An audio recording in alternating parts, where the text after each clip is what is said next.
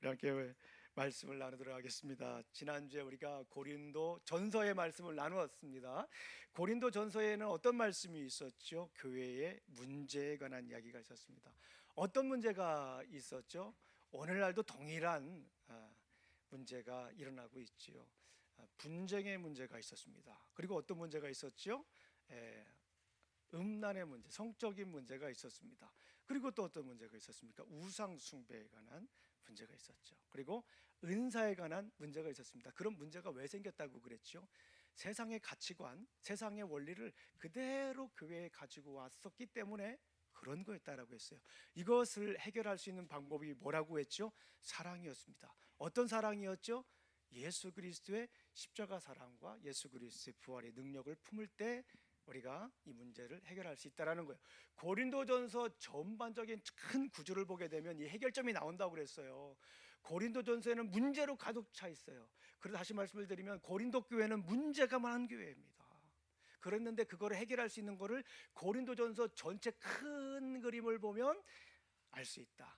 고린도전서는 무엇으로 시작합니까? 예수 그리스도의 십자가로 시작하잖아요. 1장, 2장 막 계속 예수 그리스도의 십자가를 얘기를 합니다. 그리고 고린도전서 맨 마지막은 예수 그리스도의 부활에 관한 얘기를 해요. 그래서 마치 그런 영상이 있다고 그랬잖아요. 고린도전서를 읽으면 수많은 문제들을 예수 그리스도의 사랑과 예수 그리스도의 부활의 능력으로 품고 있는 것이 고린도전서의 모습입니다. 자, 고린도전서에 이런 문제가 있어서 사도 바울이 편지를 보낸 것이 이제 고린도전서입니다. 그리고 나서 사도 바울은 디도라고 하는 제자를 고린도 교회에 보내게 됩니다. 여전히 사도 바울을 반대하는 사람들이 많았어요. 사도 바울에 대한 권위도 얘기를 했어요. 아니, 사도 바울은 예수님의 제자가 아니었지 않냐라고 이렇게 권위에 대해서 얘기를 하는 사람도 있었고, 사도 바울은 눈이 안 좋았어요.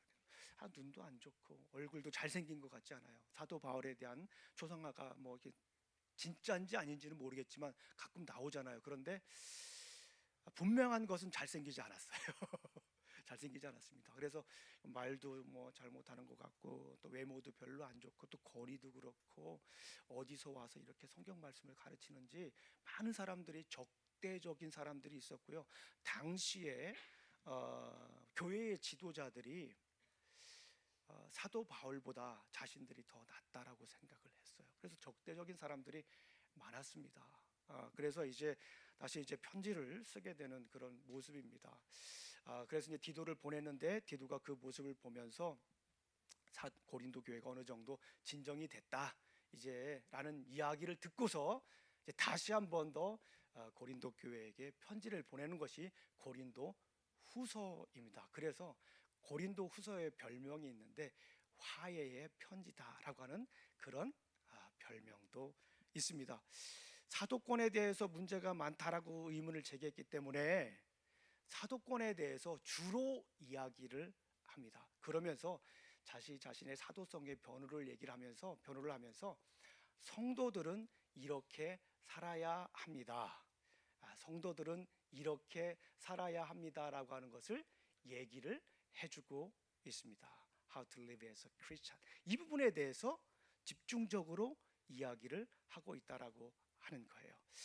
자, 교회 문제가 많았는데 그런 문제 속에서도 이제 어떻게 우리가 살아가야 되는가라고 하는 것을 이야기를 합니다. 첫 번째 보니까 신자들은 그리스도의 향기가 되어야 된다라고 이렇게 얘기를 해요. 우리 한번 성경을 찾아보겠습니다.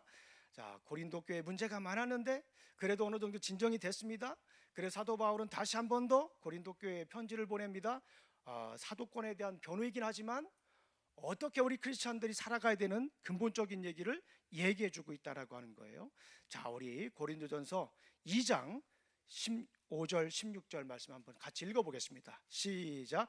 우리는 구원받은 자들에게나 망하는 자들에게나 하나님 앞에서 그리스도의 향기니. 여기까지만 읽어보겠습니다. 우리가 그리스도의 향기라고 하는 것입니다. 사도 바울은 자신의 사도성을 의심하는 이들에게 그리스도의 향기로서 사명을 다하면서 자신은 살았다 이야기예요. 그리고 당신들도 그리스도의 향기로 살아야 된다라고 하는 메시지입니다. 입니다. 우리 사랑하는 성도님들, 이 말씀을 들으면 어떤 생각이 나세요? 우리 성도님들에게 그런 향기가 나야 됩니다. 누구의 향기가 나야 될까요? 그리스도의 향기가 나야 됩니다. 우리가 어떤 향수를 발랐느냐에 따라서 우리 향기가 달라지잖아요. 제가 우리 집사람을 위해서 향수를 샀습니다. 좀 좋은 걸 샀어요. 네, 얼마라고 물어보지 마세요. 상품 물어보죠. 브랜드 물어보지 마세요. 하여튼 제가 생각할 때 굉장히 좋은 걸 샀습니다. 그랬는데 이 좋은 향수를 사니까 몇 가지 특이한 점이 있더라고요. 일단 향기가 좋아요. 그렇지 않겠습니까? 이렇게 지나가다가 우리 집사람 지나가면요, 그 향기가 나는데 그 향기가 참 좋아요. 그리고 또 하나 특징이 있습니다. 뭐냐면 비싼 향수를 사니까 향기가 오래 가더라고요. 보통 저는 이제 제 향수는 조금 이렇게 살 수 있는데 편안한데, 이제 그리고 저렴한 걸 삽니다. 이렇게 뿌리면은 집에서 뿌리면 교회 와서는 거의 냄새가 잘 안 나는 그런 향수인데, 집사람은요 거의 하루 종일에 가깝게, 거의 하루 종일에 가깝게 향수가 나는 것을 볼 수가 있습니다. 그런데 중요한 것은 뭐냐면, 사람에게 향수를 뿌려서 향기가 나기도 하지만 더 중요한 건 뭐냐면 사람마다 뭐가 있다라고 하는 거예요? 향기가 있어요. 향수로 덮을 수 없는 향기가 있다라고 하는 거예요. 우리 사랑하는 성도님들에게는 어떤 향기가 날까요? 김영주 목사에게 어떤 향기가 날까요? 집에서 향수를 뿌리고 집에 오면 향수가 거의 바닥이 날 정도로 나지 않는 그런 향수를 뿌리지만, 그거보다 더 중요한 향수가 있어요. 김영주 목사에게서 나는 향기, 어떤 향기가 날까요? 어떤 냄새가 날까요? 참 두렵습니다. 두려워요. 아이들이 저를 볼 때 어떤 향기로 기억할까? 참 두렵습니다. 그러면서 그 향기를 생각하면서 살아갑니다. 예전에 쓴 글에 이런 말이 있습니다. 화양천리 인양만리라고 하는 말이 있습니다.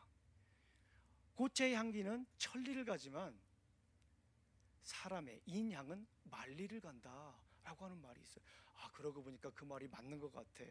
꽃 향기는 어느 정도 한계가 있잖아요. 계절이 지나면 그냥 그 향기는 사라집니다. 그런데 사람의 향기는 가깝게 있을 때도 날 뿐만 아니라 그 사람과 멀리 있을 때도 향기가 나요. 그런데 더 중요한 것은 시간이 지나도 10년이 지나도 20년이 지나도 그 향기는 계속 머문다라고 하는 거예요. 우리 사랑하는 성도님들, 우리 사도 바울이 자신은 그리스도의 향기가 난다라고 얘기를 했어요. 그리고 얘기를 합니다. 그리스도의 향기가 나야 된다라고 이렇게 권면을 하고 있다라고 볼 수가 있습니다. 우리 사랑하는 성도님들, 지금 한번 맡아보세요. 어떤 향기가 나는가? 오늘 집에 가서 우리 가까이 있는 분에게 한번 여쭤보세요. 얘야, 혹은 여보, 혹은 당신 하면서 나에게는 어떤 향기가 나? 라고 한번 조심스럽게 한번 물어보세요. 그 향기가 굉장히 중요합니다. 우리 사랑하는 성도님들 가운데 예수 그리스도의 향기가 나기를 간절히 소망합니다. 우리가 지금 10월 첫째 주에 전도 주일 혹은 또 새가족 초청 예배, 또 창립 감사 예배를 이렇게 하는데요, 중요한 건 뭡니까? 우리에게서 예수 그리스도의 향기가 나야 돼요. 주변에 있는 사람들에게 예수 그리스도의 향기가 나야 우리가 전도를 할 수 있지 않겠습니까? 죄송합니다. 혹여나 그런 분들이 없을 거라고 저는 100% 강력히 확신하는데, 지나가는데 그 사람만 보면 그냥 향기가 조금 거시기한 향기가 나면 전도가 되겠습니까? 좀 향기로운 향기가 나야, 매력적인 향기가 나야, 그리스도의 향기가 나야, 예수님의 향기가 나야 그래도 우리가 교회 갈 수 있지 않습니까? 말을 하는 거나 씀씀이나 시선이나 이 모든 것들 속에서 예수 그리스도의 향기가 나야 돼요. 그래야 우리가 하나님의 사람으로서 사명을 감당하는 겁니다. 가족에게, 또 교회에게서, 또 그리고 이 하나님 나라를 위해서 예수 그리스도의 향기가 날 수 있도록 애쓰시기를 주님의 이름으로 축원합니다. 날마다 맡고 날마다 점검하셔야 돼요.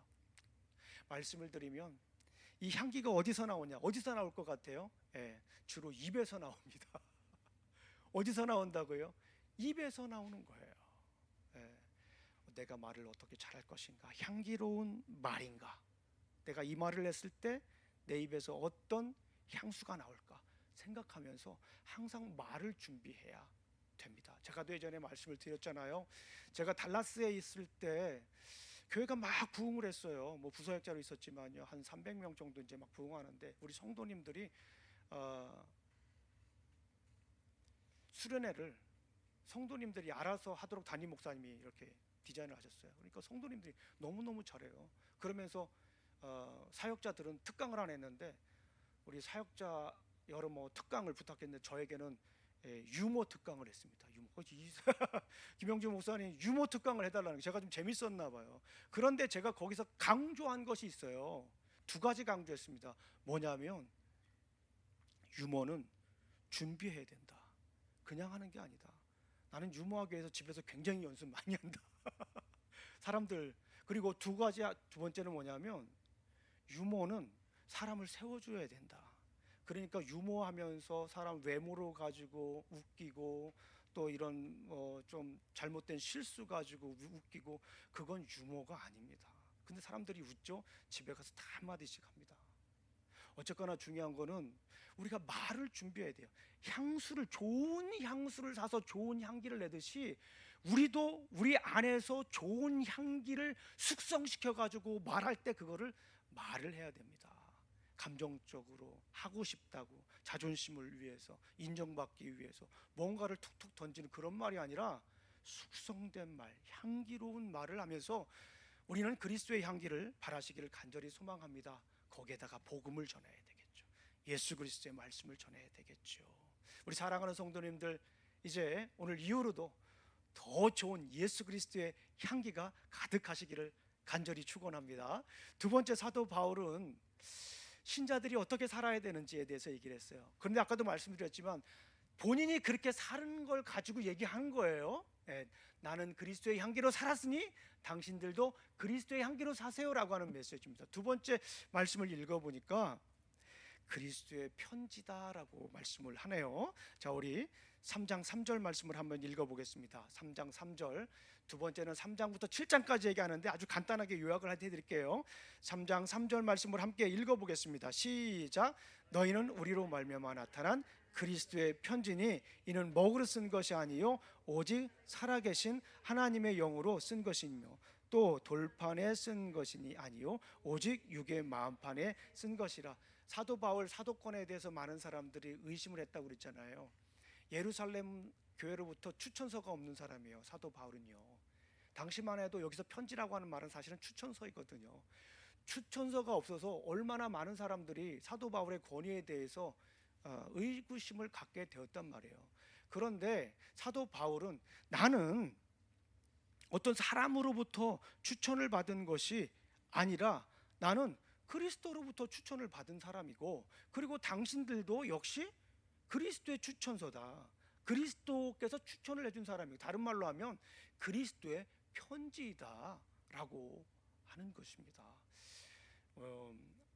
따라해 보겠습니다. 나는 그리스도의 편지다.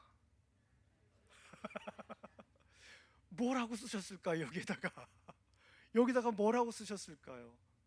참 여기 굉장히 우리에게는 두려운 말씀이기도 합니다.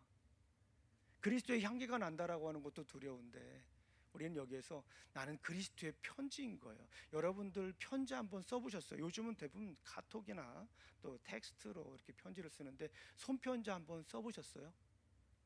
연애할 때 다 써보셨을 겁니다. 우리 성도님 중에는 아직도 연애 편지를 간직하고 계신 분들이 몇 분 계십니다. 우리 성경 공부하실 때 고백하셨는데 참 귀하다라고 하는 생각이 듭니다. 그 편지 쓰실 때 어떤 마음이었어요? 글씨를 잘 쓰건 못 쓰건 마음을 담잖아요. 그리고 글씨를 쓸 때도 내가 악필일지라도 글씨를 잘 못 쓸지라도 또박또박 생각하면서 쓰고 다시 썼다가 또 다시 지우고 다시 쓰고 또 다시 쓰고, 그래서 이 정도 됐으면 되겠다 싶어가지고 편지를 보냅니다. 편지를 그냥 쓰는 것도 편지지도 그냥 쓰지 않지 않습니까? 백지다 쓰는 것이 아니라 예쁜 편지. 더군다나 좀 지나고 나니까 그 편지에 뭐가 나요? 향기도 나요. 그래서 제가 이제 향기로운 편지 앞에 부분하고 두 번째 부분을 연합해서 합하면 향기로운 편지가 돼야 된다라고 이렇게 생각이 드는데요. 편지입니다. 우리 그리스도께서 이 안에 뭐라고 쓰셨을까요? 뭐라고요? 예. 그 내용을 좀 더 구체적으로 얘기하는 것이 바로 5장에 나와 있습니다. 5장을 한번 읽어보겠습니다. 5장 20절 말씀을 한번 읽어보겠습니다. 5장 20절 시작. 그러므로 우리가 그리스도를 대신하여 사신이 되어 하나님이 우리를 통하여 너희를 권면하시는 것 같이 그리스도를 대신하여 간청하노니 너희는 하나님과 화목하라, 그 얘기했죠. 자, 그 다음에 17절부터 18절까지 한번 읽어보겠습니다. 시작. 그런즉 누구든지 그리스도 안에 있으면 새로운 피조물이라. 이전 것은 지나갔으니 보라 새 것이 되었도다. 모든 것이 하나님께로 났으며 그가 그리스도로 말미암아 우리를 자기와 화목하게 하시고 또 우리에게 화목해 하는 직분을 주셨다. 화목해. 여기 보니까 우리를 엠베세더로 부르셨다라고 하는 거예요. 그러니까 이런 그림을 그려볼 수가 있어요. 향기로운 편지를 가지고 있는 엠베서더다. 우리는 하나님의 사신이다. 하나님이 우리에게 무엇을 줬어요? 옛날에 보면 전령이라고 하잖아요. 헤럴드라고 하잖아요. 네, 저도 군에 있을 때 전령도 했습니다. 전령을 하면 뭐예요? 대대에 가가지고 중요한 지시사항을 가지고 또 이렇게 내려오지 않습니까? 중대에 가지 않습니까? 전령의 역할을 해야 되는 거예요. 근데 그것을 내 마음대로 바꿀 수 없다라고 하는 거예요. 하나님이 주신 거, 그게 뭐예요? 여기서 무슨 직분을 주신 거예요? 그 편지에 보니까 가장 중요한 것이 있는데 뭐예요? 화목해 하는 거예요. 화목해 하는 거. reconciliation. 고린도 교회가 얼마나 많이 싸웠냐고요. 별것도 아닌 거 가지고 얼마나 많이 분쟁하고 성적인 거 음란하고 또 은사 문제 또 우상 문제 다 뭐예요? 자기가 잘났다라고 그러는 거예요. 자기가 세상에서 갖추고 있던 그 가치관 그런 원리들을 그대로 교회에 가지고 와서 적용하려고 했던 거 아닙니까? 그런데 그것보다도 더 중요한 게 뭐냐라고 하는 거예요.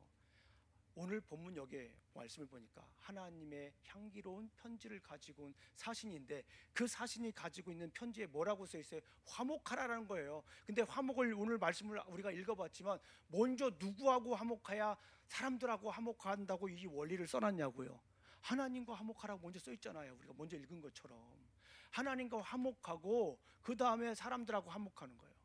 사람들하고 갈등 있는 사람들 대부분 한번 보십시오. 하나님하고 화목이 안 돼 있어요. 자녀들한테 제대로 못하는 부모님들 한번 보세요. 부부끼리 화목을 못해요. 부부끼리 화목을 못하니까 자녀들하고도 화목을 못하는 거예요.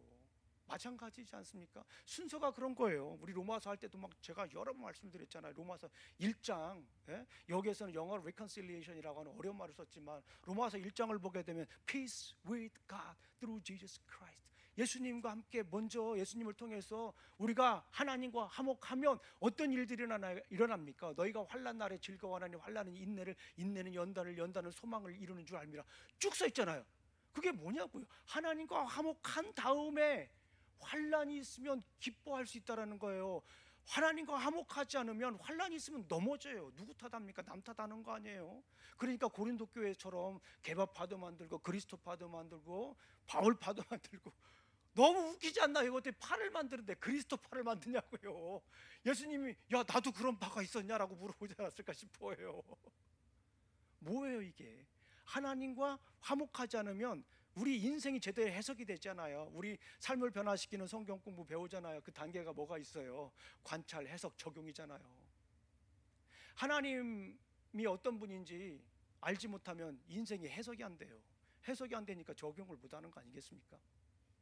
오늘 본 말씀을 보게 되면 우리는 하나님의 편지로서의 사명을 감당하시기를 간절히 소망합니다. 하나님이 우리를 보내셨을 때 얼마나 우리 마음판에 정성 들여서 기록했을까요? 하나님의 마음을 기록했을까요? 누구를 향해서 하나님께서 우리에게 편지를 쓰신 거예요? 우리가 만나는 믿지 않는 영혼들을 향해서 편지를 쓴 거예요.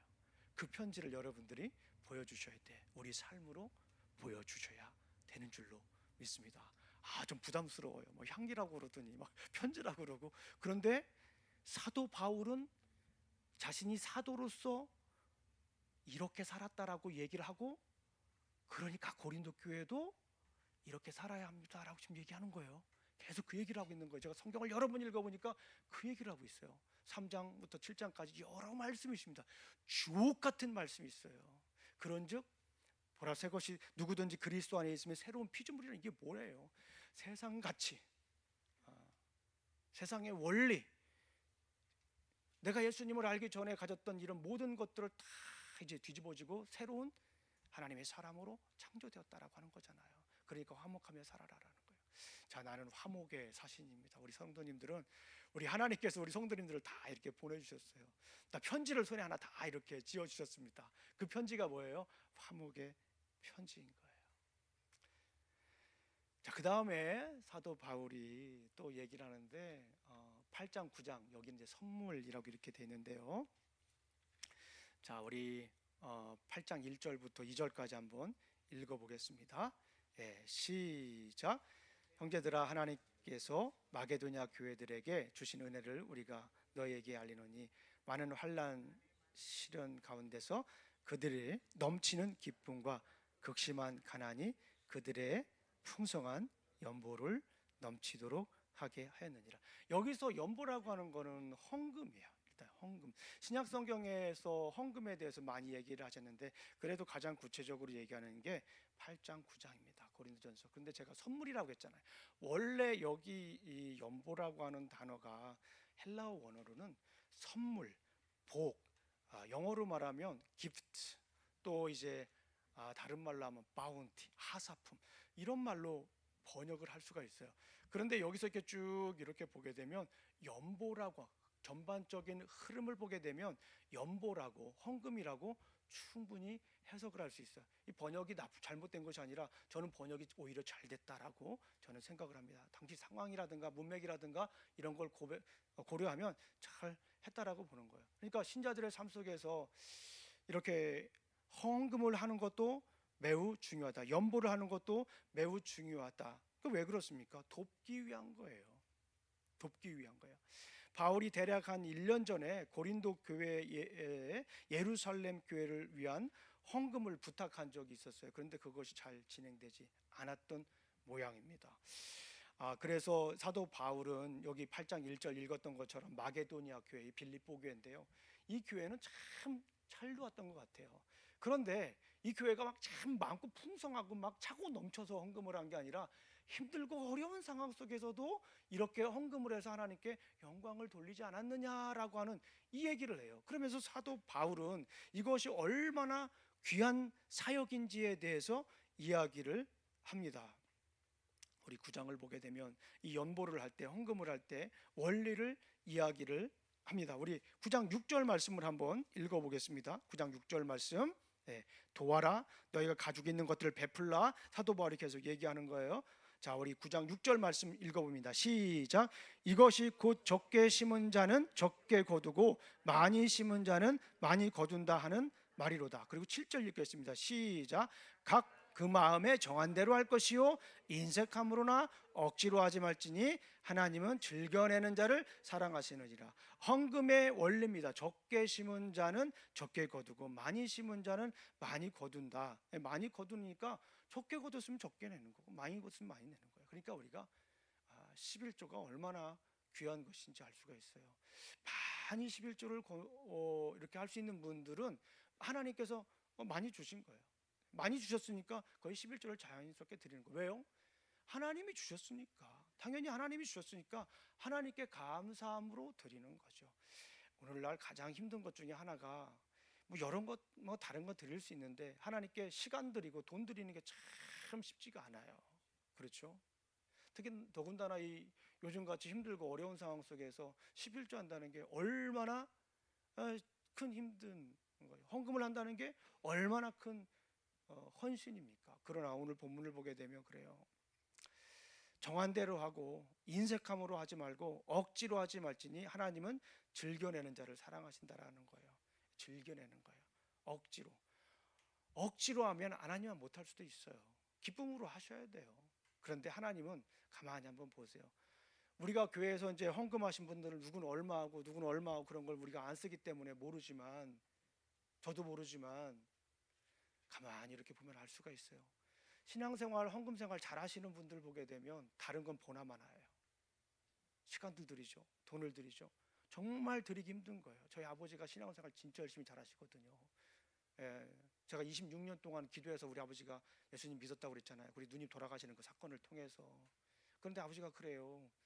내가 다른 건 잘 모르겠는데 헌금하는 건 조금 거시기하다, 부담스럽다. 그러니 은퇴도 하시고 또 뭐 이제 교직에 계셨으니까 얼마나 많은 제자들이 있냐고요. 주례해달라, 또 누구 모아달라. 그러면은 막 가을 되면은 막 정말 많이 이제 부조를 많이 하셔야 되잖아요. 부조하기도 힘들어요.